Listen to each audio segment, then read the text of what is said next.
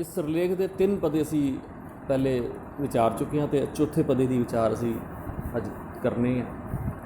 तो 3 पदियां दे विचों असी जड़ा थोड़ा जिहा असी समझ लीए कि वो जी जिस्त सी वो यही सी कि भी इस जीव आत्मा जड़ी है वो देह की घोड़ी ते बैठ के उस प्रीतम दे मिलन नूं जिहड़ी वो दृश्य जिहड़ा है वो रचिया गुरु साहब।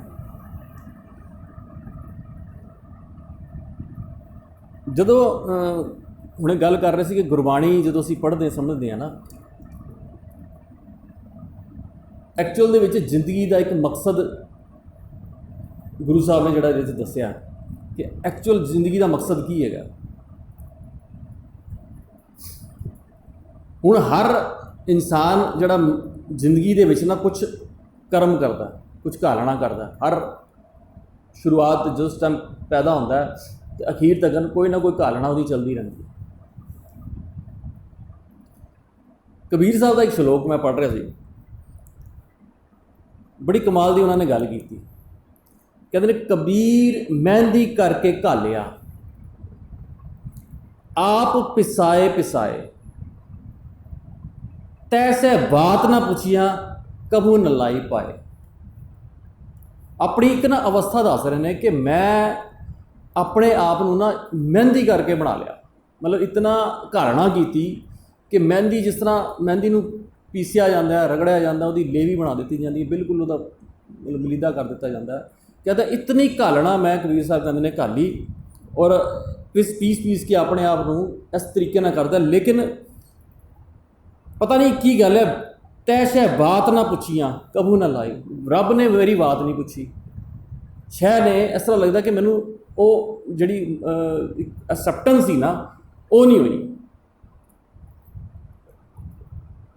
हुण इसी श्लोक है ना जिहड़ा कबीर साहब का, बिल्कुल इस तो अगला श्लोक है महला तीजा का। उहदे च उसी गल नूं होर जिहड़ा है उन्होंने खोलिया, गुरु साहब ने खोलिया।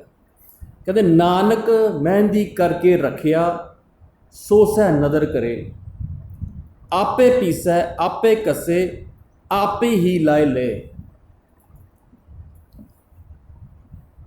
कहते ने मेहंदी करके तू अपने आप को पीस लिया, घालना कर ली, बहुत मेहनत की, पर ये एक ना एक इंसान जदों यह कम इस धर्म के वाले पासे तुरदा है ना, तो कुछ अपनिया बनौतां बना लेंदा कि यही धर्म,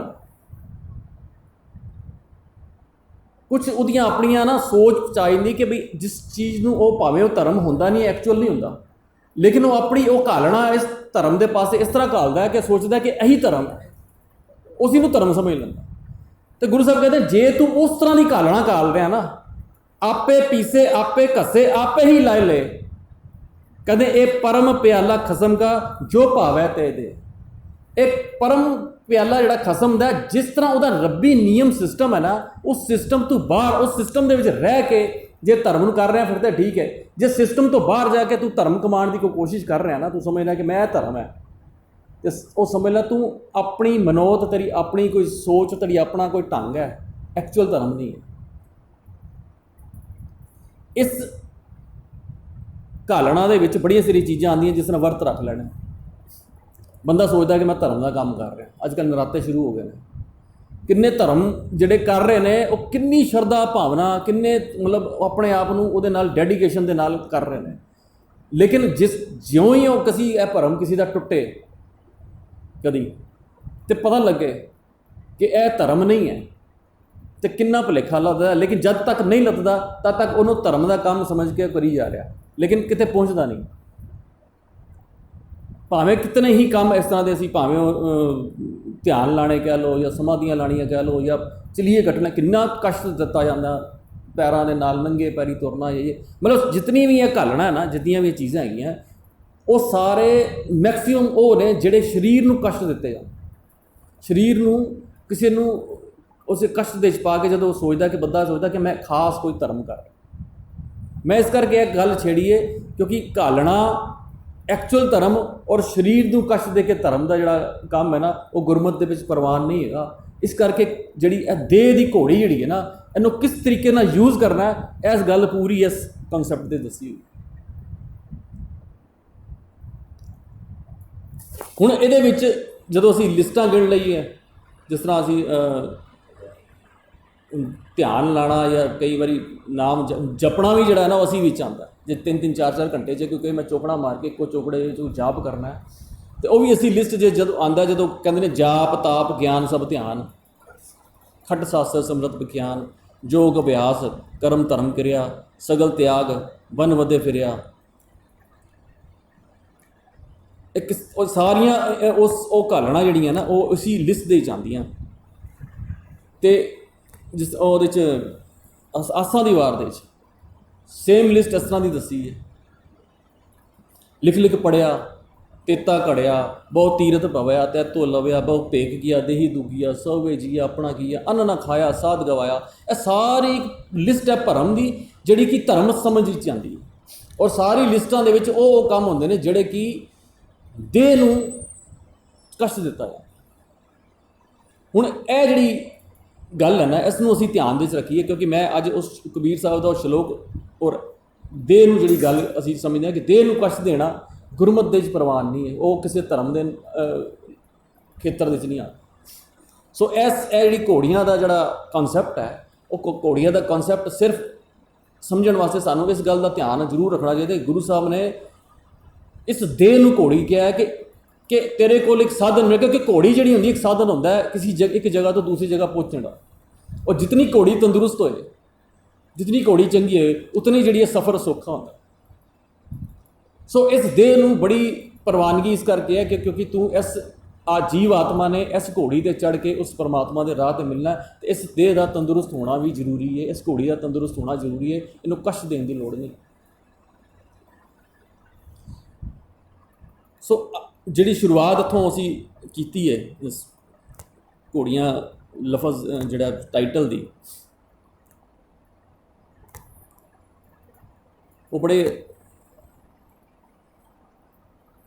जितों असीं शुरुआत की गुरु साहब ने देह तेजन जी राम उपाइया राम, तेजन कहते हैं घोड़ी नूं, और वधिया घोड़ी जिहड़ी हुंदी है, जिहड़ी खास घोड़ी जिहड़ी हुंदी ना, उहनूं तेजन, कि यह देह जिहड़ी है वो खास एक बड़ी खूबसूरत और बड़ी वधिया घोड़ी जिहड़ी है वो उस अकाल पुरख वालों मिली है। धन मानस जन्म पुन पाइया राम।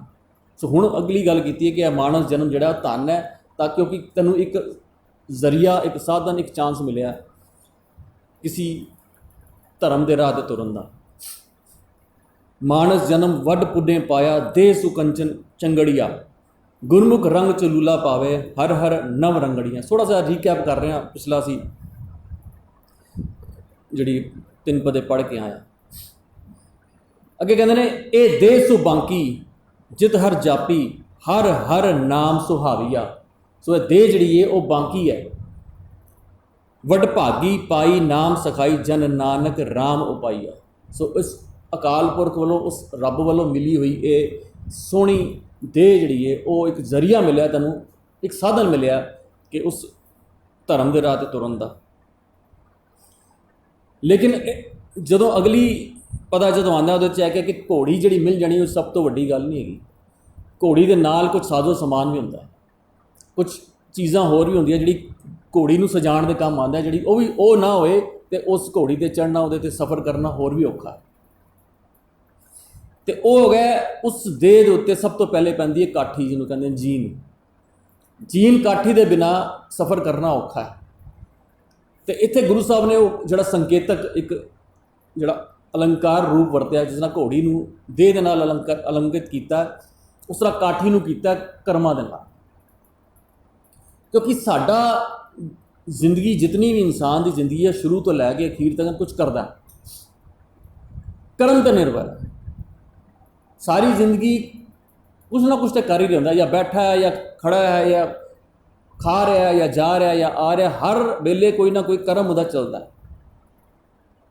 और कर्मां दे उत्ते ही सारी बैठ के ही कर्मां दे सहारे ही वो सारी जिंदगी बीतदी है। तो गुरु साहब कहते हैं वो काठी और जीन जिहड़ी है वो कर्मां दी होए, तेरी सुकर्मां दी, तैनूं पता होए कि किहड़े कर्म करने। सो उहदे विच अगे कहने देह पाओ जीन बुझ चंगा राम। बिखम बिहंगा अनत तरंगा गुरमुख पार लंघाए, हर बोए ते चढ़वट भागी लंघे गुर खेवट शब्द तराए। सो उस कर्मां दी काठी ते बैठ के जिहड़ा है सफ़र सौखा है, अदरवाइज वैसे तुसी घोड़ी ते बैठ के सफ़र करना पॉसीबल नहीं है। काठी जिहड़ी है वो चंगी घोड़ी के उत्ते चंगी काठी पई होए तो सफ़र सौखा होंदा। अन दिन हर रंग हर गुण गावे, हर रंगी हर रंगा, जन नानक निर्वाण पद पाया, हर उत्तम हर पद चंगा। लेकिन ਉਹਦੇ ਨਾਲ फिर अगले पद असी विचार चुके हैं कि सिर्फ जीन और काठी की लोड़ नहीं, कुछ होर साजो समान उस घोड़ी के नाल जिहड़ा हैगा वो है ज्ञान। ज्ञान है वो जदों वो अलंकार रूप वरतिया, वो जिहड़ा घोड़ी के मूँह दे विच वो लोहे का टुकड़ा पैंदा, कड़ियाल जिन्होंने कहते हैं, तो वो कड़ियाल भाव ज्ञान जिहड़ा है वो मुख दे विच कड़ियाल मुख है। गुर ज्ञान दरड़ाया राम,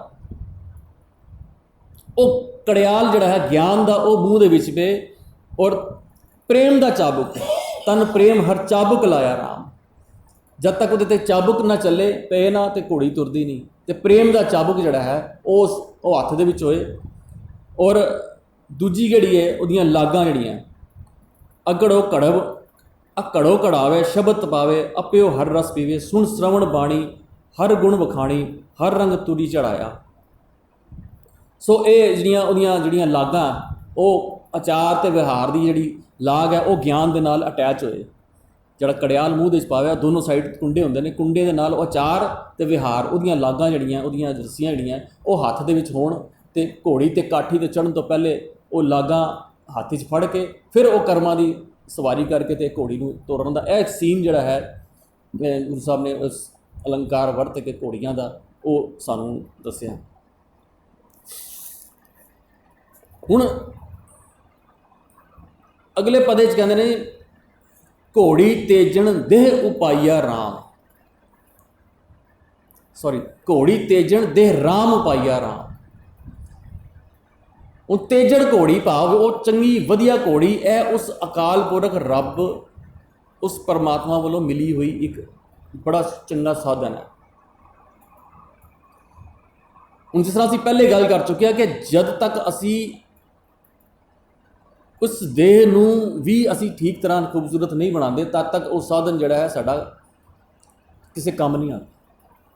सो इस करके गुरमत की दुनिया दे विच शरीर का भी उस तरीके दे नाल पूरा वैल्यू है कि इनू हैल्दी रखना, इसकी संभाल करनी, क्योंकि यह रब की बख्शिश हुई एक चीज़ है। इनू किसी तरीके कष्ट विच पाना या किसी तरीके इनू तंग करना या कोई ये कट वड्ड करनी या कोई ये चेंजिस लाना, यह गुरमत के प्रवान नहीं, इस अकाल पुरख की दिती हुई एक देन है। इस करके जिहड़ा केसां का जिहड़ा कॉन्सैप्ट है ये गुरमत के लियाया गया। सो जिहड़ा बंदा हैल्दी है, शरीर की संभाल करता है, धर्म की आस भी उस को रखी जा सकती है। धर्म का मतलब किसी कॉर्नर बैठ के नाम जपण की गल, धर्म का मतलब है समाज सुधार करना या समाज के विचरना या दूजे की हेल्प करनी, या जिन्हों असी एक्चुअल धर्म करें। बीमार शरीर के नाम भी नहीं जप सकते, बीमार शरीर कुछ भी करने लायक नहीं है। अपना ही मन ना ठीक हो, अंदरों ठीक ना हो तो बड़ी प्रॉब्लम हो जाती है। लेकिन जितना असी इसकी संभाल करांगे, घोड़ी की संभाल करांगे, उतना सफ़र सौखा है। सो देह की संभाल करनी जी गुरमत के बड़ी जरूरी है। इस करके सानू जितने भी गुरु साहब ने सानू कॉन्सैप्ट दिते ने, भावें इतिहासक घटनावां देखते हैं, वो भी असी जिहड़ा शरीरक जी संभाल है, चाहे एक्सरसाइज है, वर्जिश है या होर युद्ध नीतियाँ या जो भी है वो भी ये शामिल की गई, उन्होंने कॉर्नर नहीं किया गया। जित हर प्रभ जापै सा धन धन तुखाइया राम। जिसने इस तरीके दे नाल समझिया, जिसने इस देह नूं चंगा यूटिलाइज किया, भाव इस देह नूं उस रब्बी मिलन का साधन बनाया। हुण इत्थे लफज बड़े थोड़ा ग्रामर समझण वाली है। जित हर प्रभ जापे जापै सा धन। हुण पहला धन जिहड़ा है वह धद्दा ते नन्ना खाली है, लेकिन दूजा धन जिहड़ा धद्दा नन्ना नन्ने दे उपर धद्दे दे उपर टिप्पी पई। दोनों धन के स्पैलिंग के फर्क है। सो इनू असी पहला धन जिहड़ा ना वो हैगा एक जीव आत्मा जिहड़ी उस घोड़ी के उत्ते सवार, इस देह के अंदर जिहड़ी जीव आत्मा है। सो जित हर प्रभ जात पै सा धन, जिस तरह कहते हैं ना धन फिर इस ना आखिए बैन इकट्ठे होए, एक जोत दोई मिलती धन फिर कही है सोए। वो धन का मतलब है स्त्री और जीवात्मा। तो पहला धन जिहड़ा है वो जीवात्मा। जित हर प्रभ जापै सा धन, धन तो खाइया राम। वो धन जिहड़ी है वो धनता दे योग है, वो धन है। सो धन धन तो खाइया राम, इनू इस तरह उच्चारण होएगा। सो दूजा धन जिहड़ा उहदे उत्ते टिप्पी नन्ने का उच्चारण है। सो जे यह नहीं है, क्योंकि जिसने इस देह नूं चंगे तरीके नाल यूज़ किया और धर्म के सही मार्ग ते चलिया, वही धनता के योग है। वरना असी अपनी लाइफ में देखिए तो साडी जिंदगी का जिहड़ा टारगेट है, जो असी देह नूं इस शरीर नूं यूज़ कर रहे हैं, असी मेरे ख्याल सारे जिन्ने भी बैठे हैं बड़ी काफ़ी एज असी लंघा आए हैं। किन्नी क रह गई है किसी को नहीं पता, लेकिन जिन्नी की रह गई है मेरे ख्याल अगर असी टोटल कैलकुलेशन भी करिए ना, असी एक अंदाजे ना भी लाइए तो मोर दैन 50-60-70% तक असी लंघा ही आए। असी यह भी मन लियांगे, असी हुणे कैलकुलेट कर लीए, असी नॉर्मल जिंदगी भी असी, लेकिन कल का किसी को भरोसा नहीं, लेकिन फिर भी असी लेकिन बाकी जे अगर 30-40-20% अगर असी सोचते हैं अपने हिसाब नाल बच गया, लेकिन वो 20-30% का साडा टारगेट की है जिंदगी का। बैंक बैलेंस बना लीए, या बच्चों को किते चंगे उत्थे ला दीए, या अपने बुढ़ेपे का कोई होर इंतजाम कर लीए, या कोई मतलब इस तरह का कोई वधिया साडा आने वाली, पर इस तो ज़्यादा साडा सोच नहीं है। साडी जिंदगी का टारगेट इस तो ज़्यादा कुछ नहीं है। और जितनी वैल्यूएबल चीज़ है उन्नी वैल्यू असी बनाई नहीं, जिन्हों असी 9वें महल्ले के श्लोकों च पढ़ते ना, बाल जवानी अर बिरध फुन तीन अवस्था जान, कहो नानक हर भजन बिरथा सभी। वो किसी काम दी नहीं, अगर किसी तीन अवस्थावां हैगियां, लेकिन तीनों अवस्थावां जिहड़ियां वो यूजलैस हो जाती। करना तो इउं ना कियो। सो जदों जिहड़ा काम करना सी उदों ना कीता, ते जदों वक्त आ गया अखीरला, जदों टाइम निकल जाता फिर बंदा पछतांदा कि वो वक्त शायद उदों करदे तो शायद कुछ होर हुंदा। सारी जिंदगी जिहड़ी है ना वो भरम भुलेखे पता नहीं कित्थे कित्थे बीत जाती, पता नहीं किहड़े वेले जाके समझ आती, फिर पता लगता कि जिंदगी एवं जाया चलेगी। इन्ने साल तो एवं बीत गए, कुछ किया ही नहीं, कुछ खटिया ही नहीं। कईयां दा तो ऐसा भी वक्त आ जाता बिल्कुल लास्ट मोमेंट पर जाके पता लगता कि कित्थे गवाती जिंदगी के 60-70-80 साल बड़े छोटा पीरियड नहीं है, लेकिन पता ही नहीं लगता कदों बीत जाता। सो इस देह नूं जिहड़ी है बड़ी इंपॉर्टेंस जिहड़ी है वो दित्ती है। जित हर प्रभ जापै सा धन सबासै, धुर पाईया किरत जुड़ंदा। जिसने इस तरीके दे नाल अपनी देह नूं सफला कीता, जित हर प्रभ जापै, जापै का मतलब है उस रब्बी नियम नूं समझ के उहदे विच रह के उस मुताबिक जिंदगी व्यतीत करनी, इस देह नूं सफल ही करना, इस जीवन नूं सफल करना। यह एक्चुअल मतलब है जपण का। जपण का मतलब हुण वैसे तो जदों असी लफ्जी मीनिंग ही करदा है ना, जदों असी जपना खास तौर पर किसी लफज नूं जपना या किसी खास कॉर्नर ते या किसी ढंग दे नाल उहनूं कहंदे ने जपना, लेकिन असी आम भाषा दे विच जदों असी यह कहने ना भी तैनूं की जापदा, जापदे का मतलब होंदा जानना, तैनूं की तू की जानना इस बारे, यही मतलब होंदा ना। मैनूं यह जापदा मतलब मैं यह जानना। हुण जापना और जपना और जानना इन्हां दे इंटरनल मीनिंग जो लभांगे ना इक्को ही निकलण। सो जापे का लफज जो गुरमुख जी गुरमत की दुनिया के जपण का लफज नूं असीं मन्नांगे समझांगे ना, तो जपण का एक्चुअल मीनिंग ही सानूं जानना ही मिलेगा।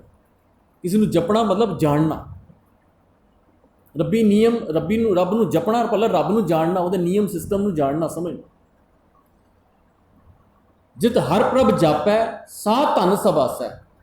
ਜਿਸਨੇ ਉਹਨੂੰ ਜਾਣਿਆ, ਉਹਨੂੰ ਸਮਝਿਆ, ਰੱਬੀ ਨਿਯਮ ਨੂੰ ਸਮਝਿਆ, ਜਾਣਿਆ, ਉਹ ਉਹਨੂੰ ਸਵਾਸ ਹੈ, ਉਹ ਧਨ ਹੈ। ਧੁਰ ਪਾਇਆ ਕਿਰਤ ਜੁਣੰਦਾ। ਲੇਕਿਨ ਇਹ ਜਪਣ ਜਿਹੜਾ ਨਾ, ਜਪਣਾ ਜਿਹੜਾ ਹੈ, ਇਹ ਧੁਰੋਂ ਆਇਆ ਹੋਇਆ। ਮਨ ਤੋਂ ਜੋਤ ਸਰੂਪ ਹੈ, ਆਪਣਾ ਮੂਲ ਪਛਾਣ। ਉਹ ਮੂਲ ਅੰਦਰ ਹੈ, ਹਰ ਇੱਕ ਦੇ ਅੰਦਰ। ਕਹੋ ਕਬੀਰ ਰਾਮ ਕੀ ਅੰਸ਼, ਉਹ ਅੰਦਰ ਅੰਸ਼, ਉਹ ਜੀਵਾਤਮਾ ਉसी अकाल पुरख की अंश है। किव सचियारा हुई है कि कूड़े टुट्टे पाल हुक्म रजाई चलना, नानक लिखिया नाल, वो नाल हैगा, ऑलरेडी हैगा, कोई बाहरों नहीं पाना। इस शरीर के अंदर ऑलरेडी वो प्रेजेंट हैगा।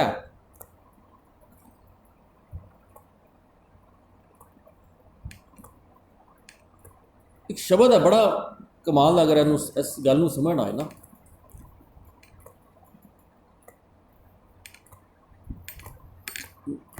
ਉਹਦੇ ਵਿੱਚ ਨਾ ਗੁਰੂ ਸਾਹਿਬ ਕਹਿੰਦੇ ਨੇ ਕਿ ਇਹ ਸਰੀਰ ਦੇ ਅੰਦਰ ਸਾਨੂੰ ਤਾਂ ਬੜੇ ਸਾਰੇ ਸ਼ਬਦ ਮਿਲਦੇ ਨੇ ਜਿਹਦੇ ਵਿੱਚ ਉਹਨਾਂ ਨੇ ਕਿਹਾ ਕਿ ਸਰੀਰ ਦੇ ਅੰਦਰ ਸਭ ਕੁਝ, ਉਹ ਗਿਆਨ, ਉਹ ਜੋਤ, ਉਹ ਸਭ ਕੁਝ ਹੈਗਾ ਜੋ ਤੂੰ ਸਭ ਕੁਝ ਜੋ ਪ੍ਰਾਪਤ ਕਰਨਾ ਚਾਹੁੰਦਾ।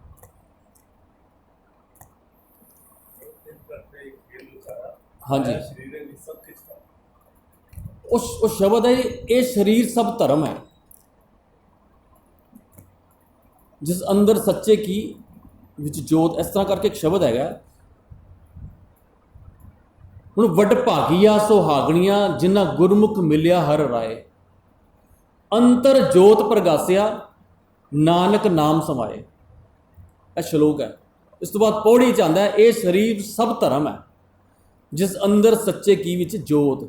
ਸੋ ਆਲਰੇਡੀ ਇਹਦੇ ਵਿੱਚ ਪ੍ਰੈਜ਼ੈਂਟ ਹੈ। ਗੁਹਜ ਰਤਨ ਵਿੱਚ ਲੁਕ ਰਹੇ, ਕੋਈ ਗੁਰਮੁਖ ਸੇਵਕ ਕੱਢੇ ਖੋਲ। ਸਭ ਆਤਮ ਰਾਮ ਪਛਾੜਿਆ ਤਾਂ ਇੱਕ ਰਵਿਆ, ਇੱਕੋ ਓਤ ਪੋਤ, ਇੱਕ ਦੇਖਿਆ ਇੱਕ ਮੰਨਿਆ, ਇੱਕੋ ਸੁਣਿਆ ਸਰਣ ਸਰੋਤ। ਜਨ ਨਾਨਕ ਨਾਮ ਸਲਾਹ ਤੂੰ, ਸੱਚ ਸੱਚੇ ਸੇਵਾ ਤੇਰੀ ਹੋਤ। ਸੋ ਗੁਰਬਾਣੀ ਸਾਨੂੰ ਇਹ ਬੜਾ ਇੰਡੀਕੇਸ਼ਨ ਸਾਨੂੰ ਸਪਸ਼ਟ ਮਿਲਦਾ ਕਿ ਇਸ ਦੇਹ ਦੀ ਸੰਭਾਲ ਜਦ ਤੱਕ ਨਹੀਂ ਕੀਤੀ ਨਾ, ਇਹ ਦੇਹ ਦੇ ਅੰਦਰ ਉਹ ਸਾਰਾ ਧਰਮ ਛੁਪਿਆ ਹੋਇਆ, ਉਹ ਸਭ ਕੁਝ ਪ੍ਰੈਜ਼ੈਂਟ ਹੈ। ਲੇਕਿਨ ਇਹ ਹੈ ਕਿ ਇਸ ਦੀ ਡਾਇਰੈਕਸ਼ਨ ਜਿਹੜੀ ਹੈ ਨਾ, ਉਹ ਕਿਹੜੇ ਪਾਸੇ ਜਾ ਰਹੀ ਹੈ, ਅਸੀਂ ਸਾਨੂੰ ਉਹ ਦੇਖਣ ਦੀ ਲੋੜ ਹੈ।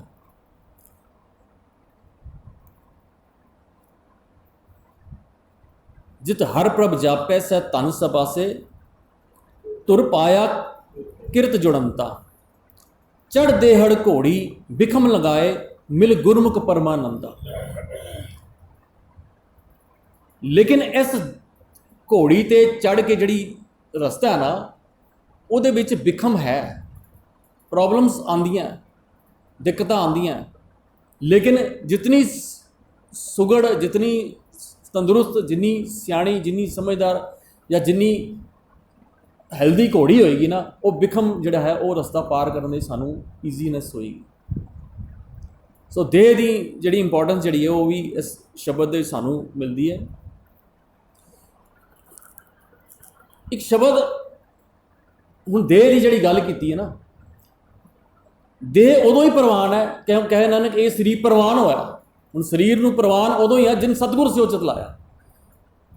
ਖਾਲੀ ਦੇਹ ਮਿਲ ਜਾਣੀ, ਘੋੜੀ ਤੇ ਸਾਰਿਆਂ ਨੂੰ ਮਿਲ ਗਈ, ਸਾਧਨ ਸਾਰਿਆਂ ਨੂੰ ਮਿਲ ਗਿਆ, ਲੇਕਿਨ ਉਹਦਾ ਯੂਜ਼ ਕਿਸ ਤਰ੍ਹਾਂ ਕਰਨਾ, ਵਰਤੋਂ ਕਿਸ ਤਰ੍ਹਾਂ ਕਰਨੀ ਹੈ, ਘੋੜੀ ਤੇ ਚੜ੍ਹ ਕੇ ਜਾਣਾ ਕਿੱਥੇ ਹੈ, ਇਹ ਜਿਹੜੀ ਹੈ ਉਹ ਸਾਰਾ ਸਾਨੂੰ ਇਹ ਸ਼ਬਦ ਗੁਰਬਾਣੀ ਸਾਨੂੰ ਦੱਸਦੀ। ਇੱਕ ਸ਼ਬਦ ਆਉਂਦਾ ਹੈ, ਗੁਰ ਸੇਵਾ ਤੇ ਭਗਤ ਕਮਾਈ, ਤਬ ਇਹ ਮਾਨਸ ਦੇਹੀ ਪਾਈ। ਹੁਣ ਉਹਦਾ ਜਿਹੜਾ ਅਰਥ ਤੇ ਇਹੀ ਲਿਆ ਜਾਂਦਾ ਨਾ ਕਿ ਕਿਸੇ ਪਿਛਲੇ ਕਰਮਾਂ ਦੇ ਵਿੱਚ, ਪਿਛਲੇ ਮਤਲਬ ਜਨਮਾਂ ਦੇ ਵਿੱਚ ਕਹਿ ਲਓ ਜਾਂ ਜਦੋਂ ਵੀ, ਉਦੋਂ ਕੋਈ ਖਾਸ ਕਰਮ ਕੀਤੇ ਸੀ, ਕੋਈ ਖਾਸ ਭਗਤੀ ਕੀਤੀ ਸੀ, ਅਤੇ ਤਾਂ ਸਾਨੂੰ ਇਹ ਜਿਹੜਾ ਹੈ ਮਨੁੱਖਾ ਦੇਹੀ ਮਿਲੀ। ਇਹੀ ਅਰਥ ਨੇ ਆਮ ਤੌਰ 'ਤੇ ਕੀਤੇ ਹੁੰਦੇ। ਦੂਜੇ ਪਾਸੇ ਸਾਨੂੰ ਇਹ ਵੀ ਦੱਸਿਆ ਜਾਂਦਾ ਕਿ 84 ਲੱਖ ਜੂਨ ਘੁੰਮ ਕੇ ਤੁਸੀਂ ਮਾਨਸ ਦੇਹੀ ਮਿਲ ਗਈ। ਹੁਣ 84 ਲੱਖ ਜੂਨ ਦੇ ਵਿੱਚ ਮੰਨ ਲਓ ਪਿਛਲੇ ਜਨਮ ਦੇ ਵਿੱਚ ਕੋਈ ਬਿੱਲੀ ਸੀ, ਕੋਈ ਕੁੱਤਾ ਸੀ, ਕੋਈ ਸੱਪ ਸੀ, ਕੋਈ ਕਬੂਤਰ ਸੀ। ਹੁਣ ਉਹ ਕਬੂਤਰ ਕਿਹੜੀ ਭਗਤੀ ਕਰ ਰਿਹਾ ਜਾਂ ਕੁੱਤਾ ਕਿਹੜੀ ਭਗਤੀ ਕਰ ਰਿਹਾ, ਉਹਨੇ ਕਿਹੜੀ ਸੇਵਾ ਕੀਤੀ, ਕਿਹੜੀ ਗੁਰੂ ਦੀ ਸੇਵਾ ਕੀਤੀ, ਅਤੇ ਤਾਂ ਜਿਹੜੀ ਹੈ ਮਾਨਸ ਦੇਹੀ ਮਿਲੀ। ਹੁਣ ਇਹ ਕੁਐਸਚਨ ਆਉਂਦਾ, लेकिन जो इस शब्द ਨੂੰ ਰਹਾਓ तो समझांगे भजो गोबिंद भूल मत जाओ मानस जन्म का यही लाओ, पूरा शब्द जो ਅਸੀਂ पढ़ते हैं ना उदों सानू समझ आती है कि गुर सेवा ते भगत कमाई, गुरु की सेवा भाव सच के रस्ते ते तुरया, और भगती एक्चुअल भगती जिन्हों कहते हैं धर्म, जिन्हों सच के रस्ते ते तुरना जो धर्म है वो तू किया ਤਾਂ ਤੂੰ ਸਮਝੋ ਤੈਨੂੰ ਇਹ ਦੇਹ ਮਿਲੀ ਹੈ, ਤਾਂ ਤੂੰ ਮਨੁੱਖਾ ਜਨਮ ਹੈਗਾ, ਵਰਨਾ ਤੂੰ ਕਰਤੂਤ ਪਸ਼ੂ ਕੀ ਮਾਨਸ ਜਾਤ ਤਬੇ ਮਾਨਸ ਦੇਹੀ। ਸੋ ਪੂਰਾ ਸ਼ਬਦ ਜਿਹੜਾ ਨਾ ਉਹ ਬੜਾ ਲੰਬਾ ਸ਼ਬਦ ਹੈ, ਕਦੀ ਅਸੀਂ ਡਿਟੇਲ 'ਚ ਵਿਚਾਰ ਕਰਾਂਗੇ।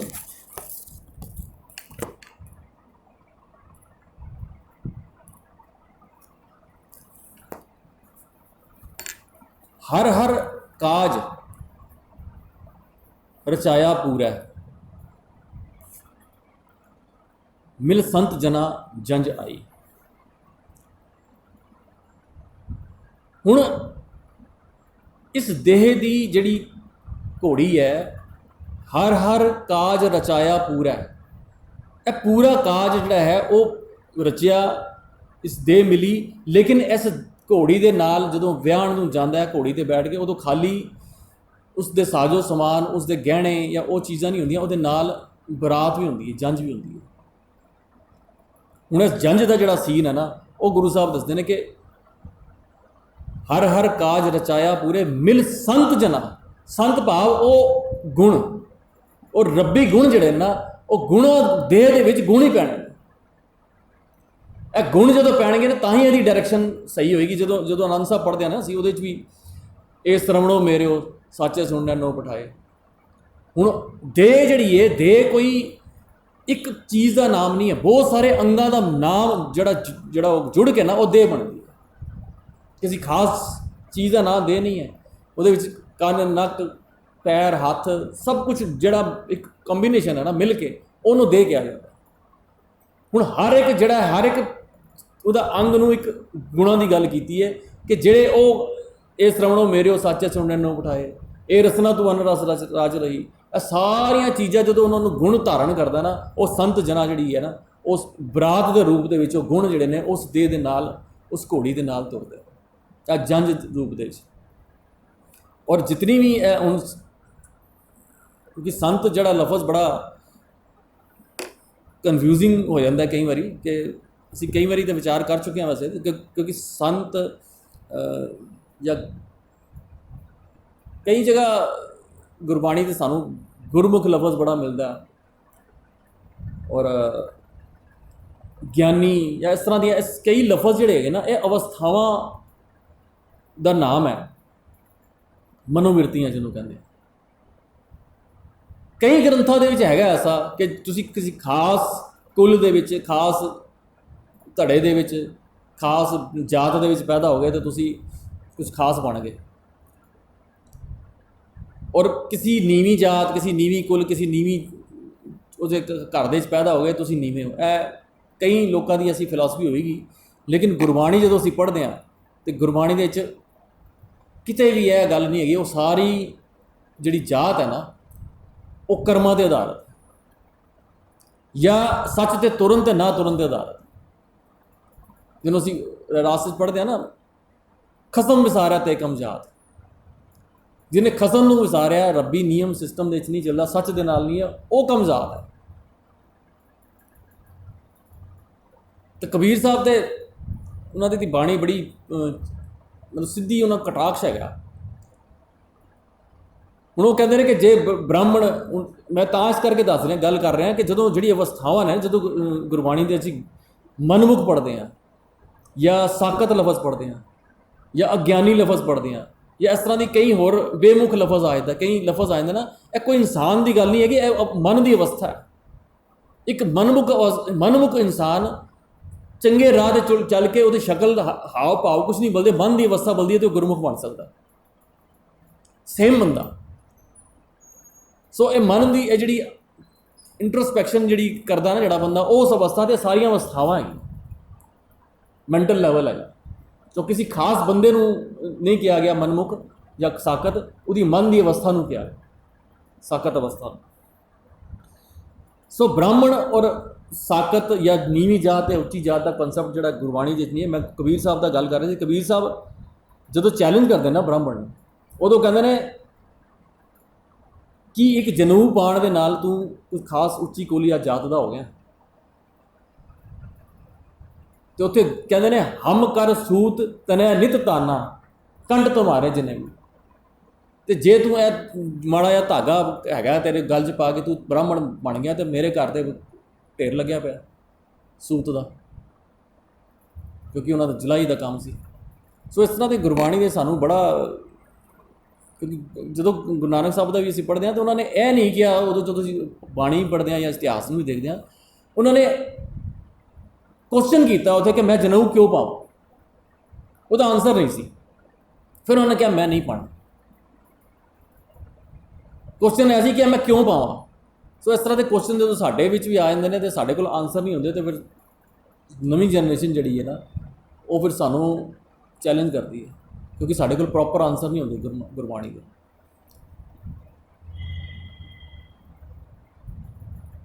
ਸੋ ਹਰ ਹਰ ਕਾਜ ਰਚਾਇਆ ਪੂਰੇ ਮਿਲ ਸੰਤ ਜਨਾ। ਸੰਤ ਦਾ ਭਾਵ ਉਹ ਰੱਬੀ ਗੁਣ, ਇਹ ਮਿਲ ਕੇ ਇਹ ਸਮਝੋ ਇਹ ਜੰਝ ਬਣੀ।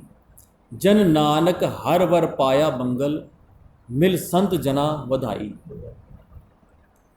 ਜਿਸ ਨੇ ਵੀ ਜਨ ਨਾਨਕ ਹਰ ਵਰ ਪਾਇਆ, ਇਹ ਇਸ ਢੰਗ ਦੇ ਨਾਲ ਗੱਲ ਜਿਹੜੀ ਸੱਚ ਨੂੰ ਸਮਝਿਆ, ਜਿਹਦੀ ਗੱਲ ਪੂਰੀ ਉੱਤੋਂ ਦੀ ਲੈ ਕੇ ਥੱਲੇ ਤੱਕ ਕੀਤੀ ਗਈ ਹੈ।